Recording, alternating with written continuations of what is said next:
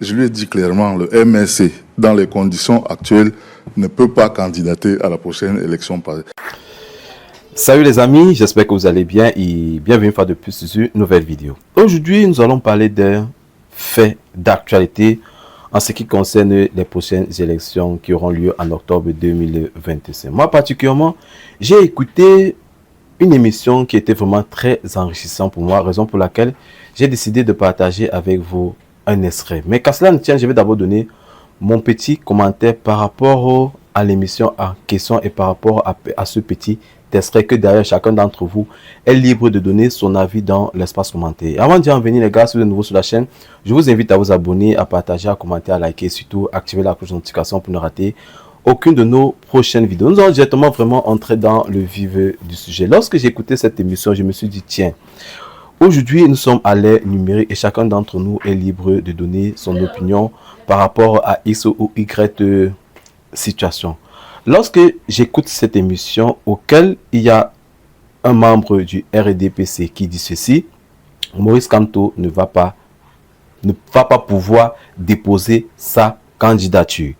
Il y a Wilfried Ekanga, connu de tous d'ailleurs, un conseiller de Maurice Kamto, qui entre guillemets essaye de donner le pourquoi et comment est-ce que Maurice Kamto peut être candidat aux élections 2025, étant donné qu'il a eu, entre guillemets, à ne pas faire les élections municipales, mais qu'à cela ne tienne, Wilfried Ekanga, par son argumentaire, son avis, dit ceci, que la constitution, entre guillemets, ne dit pas que la coalition ne peut pas se faire. Ça veut dire que quoi? Wilfried Ekanga sait d'office que Maurice Kamto ne peut pas déposer sa candidature, mais qu'à cela ne tienne, en ce qui concerne la coalition, il peut faire la coalition avec un autre parti, étant donné que pour déposer sa candidature, il faudrait certaines conditions à remplir que d'ailleurs le MRC n'a pas pu remplir. Jusqu'à là, en disant ses argumentaires, en donnant son avis par rapport à cela, le RDPC insiste une fois de plus que Maurice Kamto ne va pas ne va pas pouvoir déposer sa candidature pour les prochaines élections municipales. Moi, particulièrement, j'étais vraiment étonné parce que Wilfried Ekanga a dit, ok, il ne va pas déposer. C'est vrai, mais il y a des moyens qui peuvent faire en sorte qu'il se présente via une coalition entre les partis.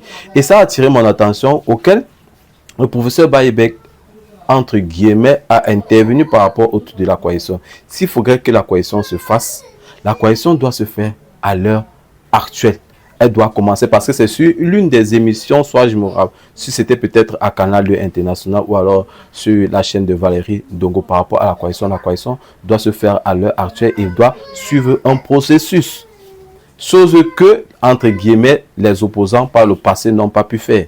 En espérant aujourd'hui que ça se le fasse. Mais qu'à cela n'était moi particulièrement, voilà un peu une information que je voulais partager avec vous. Maintenant, à libre à vous de vous donner votre avis dans l'espace commentaire par rapport à cet extrait.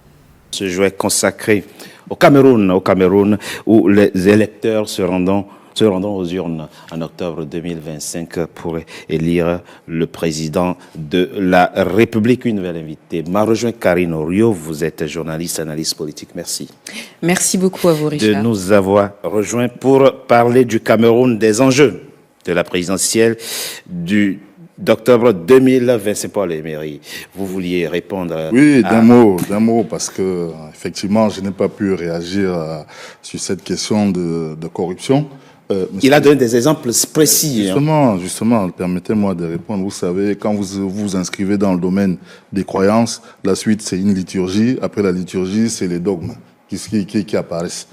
La corruption au Cameroun n'est pas une question liturgique. C'est pas non plus une question dogmatique. C'est une question de quoi? C'est quelque chose qui est pris en compte à travers des institutions qu'on a mis en place. Et je le répète ici, il y a la CONAC qui travaille, il y a le tribunal criminel spécial qui est là, le TCS qu'on a mis en place, vous avez la NIF pour le blanchiment d'argent, vous avez la COBAC qui surveille toutes les banques. Donc vous voyez, le gouvernement et le président Paul Biya a donné des instructions dans ce sens, c'est-à-dire que c'est un phénomène qu'on tente de circonscrire. Mais bien sûr, c'est une lutte au quotidien. Et je vous dis, à part ces institutions qui ont été mises en place, la police judiciaire, la gendarmerie travaillent. Donc, comme je vous le dis, et pour en finir sur ce point, oui. Quittons le domaine des croyances, laissons la liturgie. C'est pas un dogme, c'est quelque chose qui est pris en compte, tout simplement.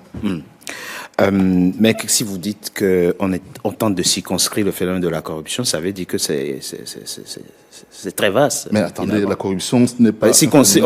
On tente de circonscrire quelque chose qui est... La corruption, on la découvre pas seulement au Cameroun. Ah non, mais il y a le sujet.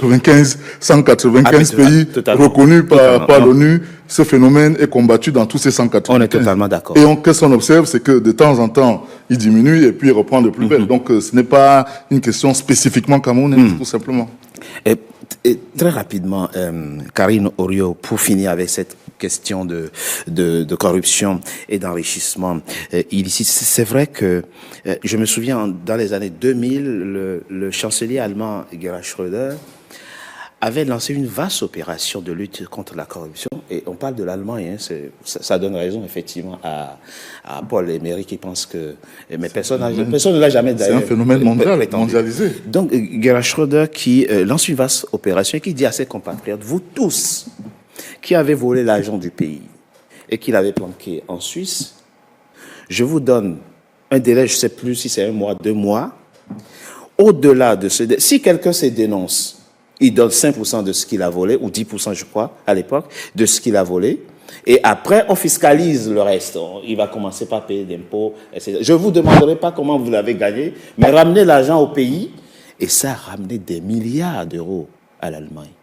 Est-ce que c'est quelque chose qu'on peut aussi envisager dans nos pays? Alors, c'est une très bonne question, mais moi, ce que je tiens quand même à préciser, c'est que... Paul-Éric Emery a signalé que ce n'est pas un fait qui est uniquement lié au Cameroun, mais enfin quand même, on est quand même classé 142e sur 195. C'est un indice en termes de climat des affaires qui n'est pas rassurant. Et quand on regarde, depuis de nombreuses années, on se rend quand même compte que quand il y a des personnes qui sont accusées de corruption, en général, c'est des règlements politiques. Donc ça n'a rien à voir. L'exemple que vous avez pris avec l'Allemagne est un exemple qui est très intéressant. Mais est-ce qu'il pourrait être appliqué au continent, sur le continent et puis précisément au Cameroun? Je ne suis pas certaine. Revenons à l'élection présidentielle d'octobre 2025. Vous êtes journaliste, vous observez beaucoup la vie politique du Cameroun. Des bruits de couloir évoquent aussi l'hypothèse de la succession du président Biya par le fils. C'est quelque chose qui peut retenir l'attention ou ça reste juste comme ça de la pure spéculation? Alors, peut-être qu'au début, on parlait de spéculation, mais toutes les personnes qui suivent l'actualité politique et puis éventuellement que ça intéresse le monde entier de savoir quand même, comme vous l'avez dit, et puis lors des 2 premières parties de cette émission, le président est là depuis une 40aine d'années, donc c'est intéressant de savoir ce qui va se passer en 2025. Au début, effectivement, on nous a laissé croire que c'était des spéculations, mais je suis désolée, suite à l'interview accordée par le ministre de la Communication, il me semble, en disant que de toutes les façons, rien n'empêchait dans la Constitution au fils du président Biya d'être candidat. Bon, ça veut dire que ce qui était au début des spéculations ne sont plus des spéculations, et c'est une hypothèse, à mon avis, qui doit certainement être mise sur la table au sein du parti au pouvoir. Je ne suis pas dans le secret des dieux, mais enfin, à partir du moment où une personnalité du gouvernement prend la parole sur un média international pour dire que rien ne l'empêche, je pense qu'il faut effectivement s'y intéresser. Et ça passerait facilement au Cameroun? Alors ça, je ne sais pas du tout. Je ne pourrais pas répondre au nom des urnes du Cameroun. Mais quand au regard de ce qui se passe en Afrique centrale, avec par exemple ce qui se passe au Tchad, avec ce qui se passe notamment au Togo, effectivement, et même ce qui s'est passé au Gabon, on se dit que c'est peut-être la continuité qui pourrait être amené sur la table en disant c'est peut-être rassurant de porter effectivement le même patronyme, peut-être que c'est un argument qui passe et que justement si on vient parler de jeunesse, je ne sais pas, après c'est au peuple, aux citoyens de décider. Eh bien, on verra ce qui sera décidé dans le cadre de cette présidentielle. Et à propos de cette présidentielle, Claude Wilfried Ekanga, excusez-moi ma question. Lors de mon dernier séjour au Cameroun, je rencontre un homme d'un certain âge qui n'est pas politiquement engagé et qui me dit, jeune homme, Paul Biya n'a pas besoin de truquer les élections au Cameroun. Quand vous allez dans l'arrière-pays, les gens ne connaissent que le RDPC et Paul Biya. L'opposition camerounaise pense que le Cameroun, c'est Douala et Yaoundé. Alors qu'aujourd'hui, le seul parti camerounais véritablement enraciné au Cameroun, c'est le RDPC. Et il concluait que l'opposition camerounaise gagnerait à oublier que le Cameroun, c'est pas Douala et Yaoundé, et à aller sensibiliser, parler de son offre politique au reste du Cameroun, qui est tout autant important, sinon même plus important que... Quel est votre avis sur cette question? C'est là où je vais vraiment demander qu'on soit sérieux. D'accord. Quand monsieur, par exemple, monsieur Emery parle de la conjecture, voilà un bon exemple de conjecture et de fiction.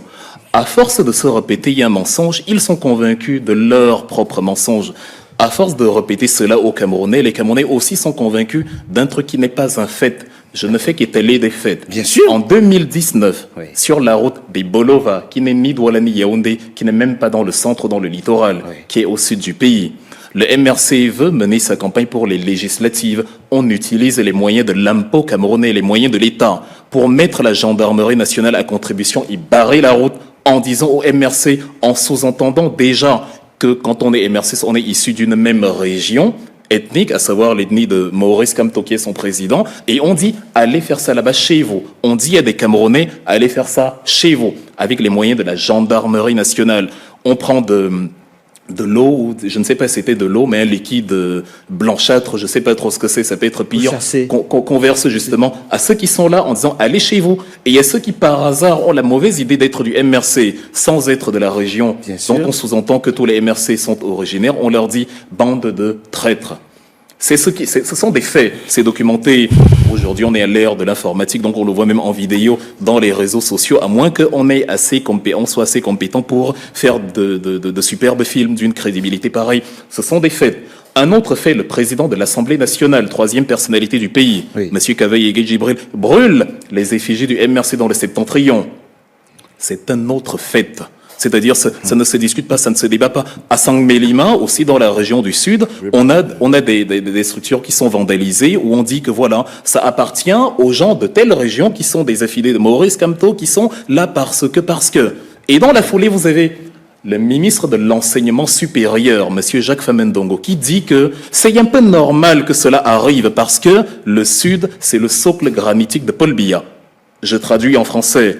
Comme Paul Biya est originaire de la région du Sud, oui, comme il est ancré, c'est ça le granit de la roche, comme il est ancré, monsieur Emery supporter le fait. Mais je vous l'ai déjà dit. Ça devient une liturgie. Le ministre l'a dit que ce soit une liturgie. Vous avez le temps de lui répondre. Allez-y. Quand vous appartenez à une paroisse épiscopale comme le biéisme, vous ne pouvez pas vous plaindre de la liturgie. Quand on expose des faits, supportez-les. C'est désagréable de ne pas supporter les faits. C'est des anecdotes. Monsieur le ministre de l'Enseignement supérieur, je cite son nom parce que c'est un fait, Jacques Famendongo, l'information est disponible en audiovisuel partout. Vous la retrouvez sur Internet, je peux vous la faire parvenir quand vous voulez. C'est le socle granitique de Paul Biya. Fin de citation. Je n'ai rien ajouté, je n'ai rien enlevé. C'est comme ça qu'il explique le fait que quand on est du MRC, on se fait repousser à l'ouest. Maintenant, quand on parle au sud, maintenant, quand on parle de l'arrière-pays, moi, je suis né à Bachenga, dans la région du centre. Oui. C'est l'arrière-pays, ce n'est pas la capitale, ce n'est pas...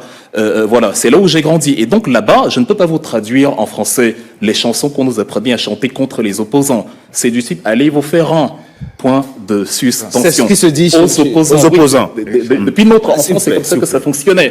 Sans compter le fait que nos parents, nos oncles, on leur donnait 5 000 francs, un sac de riz, une bouteille d'huile pour soi-disant aller voter Paul Biya. Et maintenant, aujourd'hui, on vous vend sur la place publique l'élément selon lequel un parti politique dont le programme, je le cite encore, je le répète encore, est aussi vierge que la table blanche sur laquelle nous sommes assis. On vous dit qu'ils sont tellement crédibles qu'ils ont réussi à convaincre l'arrière-pays qu'ils ont le meilleur programme et que c'est pour ça qu'on vote pour. En gros, l'espace public est verrouillé. C'est la mise à contribution de l'appareil de coercition de l'État pour pour museler les opinions contraires. Ce sont des factualités. Même si M. Emery arrive à nous dire que la Terre est plate. Moi, je ne sais pas de quoi... La réalité, c'est laquelle La réalité, aujourd'hui, telle que nous sommes en train de parler, je ne sais pas à quel titre est là M. Ekanga, parce que... Il est là en tant que représentant. On parle là des futurs candidats à l'élection présidentielle au Cameroun.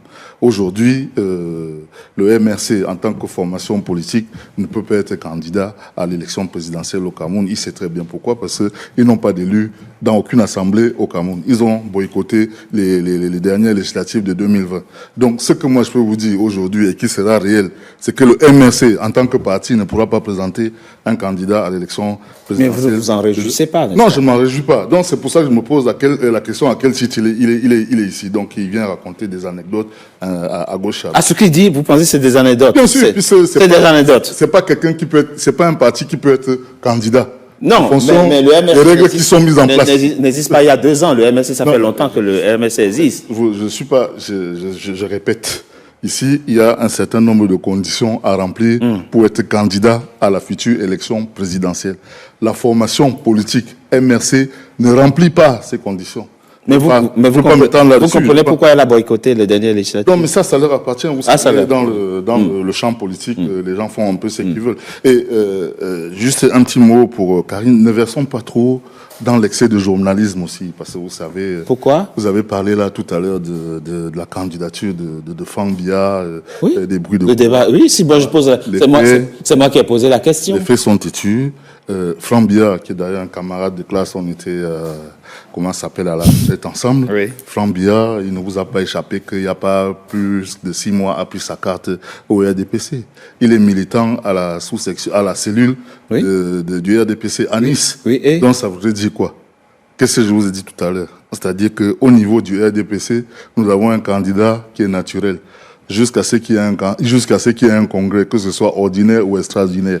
Donc, la réalité... Expliquez pour qu'on comprenne. En quoi est-ce que le fait que Franck Biya ait pris une carte du RDPC l'empêche de succéder à son papa? Mais vous savez que dans le RDPC, il y a, comment ça s'appelle, un règlement intérieur. Qui dit? Il faudrait d'abord que Franck Biya pose sa candidature à l'intérieur du RDPC lors d'un congrès ordinaire ou extraordinaire, qui soit plébiscité par l'ensemble des militants.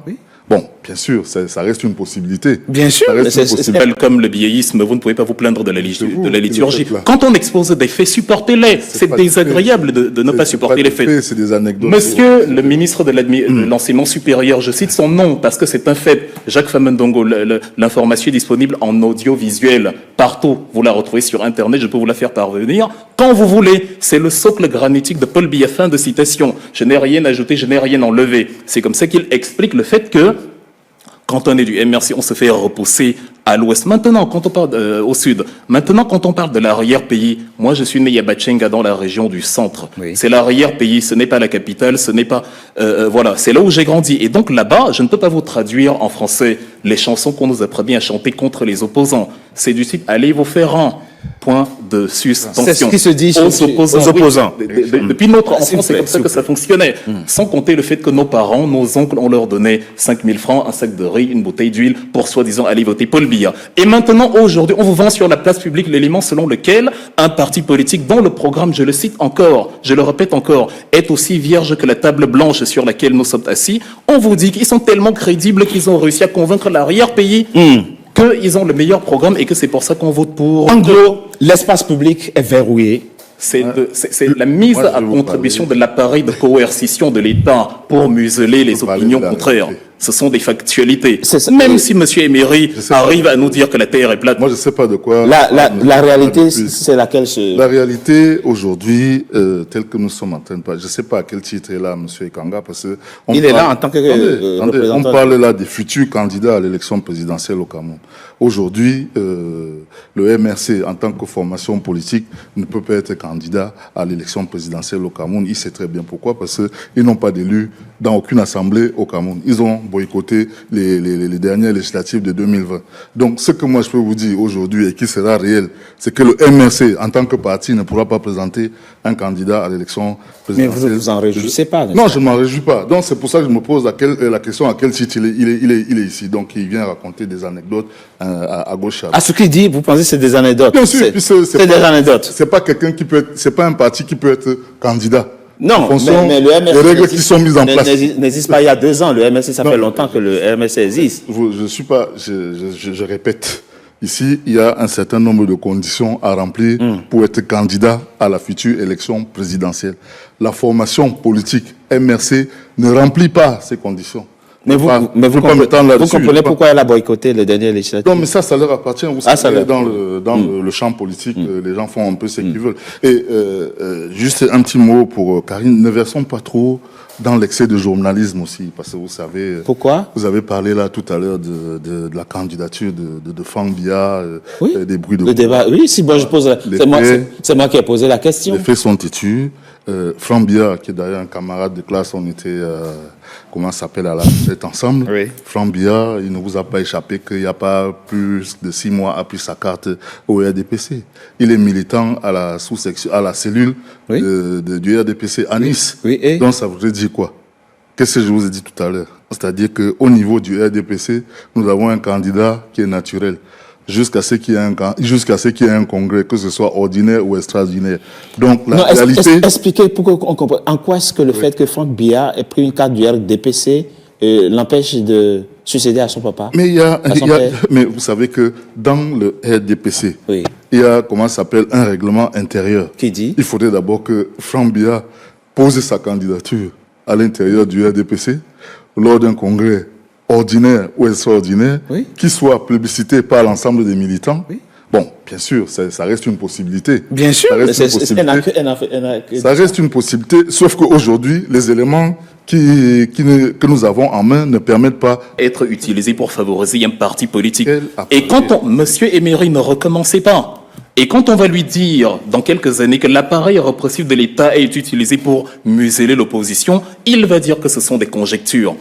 J'ai vécu une dizaine d'années en Allemagne. C'est un pays qui fonctionne sur les coalitions politiques. C'est vrai. La coalition au pouvoir sous Angela Merkel, la CDU-CSU, est une coalition qui existe depuis 1949. C'est une coalition informelle, elle se décide. Et de manière générale, lors des élections fédérales en Allemagne, le Bundestagswahl, comme on appelle ça là-bas, lorsque des partis, aucun n'a obtenu la majorité absolue, ils décident de mener des discussions entre eux, ce qu'ils appellent les Sondierungsgespräche. Et les partis qui s'entendent coalisent et forment dans les 51% nécessaires à la majorité absolue, selon leur bon vouloir et autant de temps qu'il leur faut pour y arriver. Quand ils se sont entendus, ils forment un gouvernement et ils dirigent. En France, ici, on a eu la NUPES, etc. Dans tous les pays du monde, la coalition se forme. Et aucune coalition, d'ailleurs, vous vous êtes trahi en donnant la réponse. La coalition n'est pas un parti politique. Elle n'est donc nullement soumise à la demande de déclaration selon la loi 90/55 ou 90/53 du 19 décembre 90. Nulle part. C'est des gens qui décident. Ils ont des partis politiques légaux.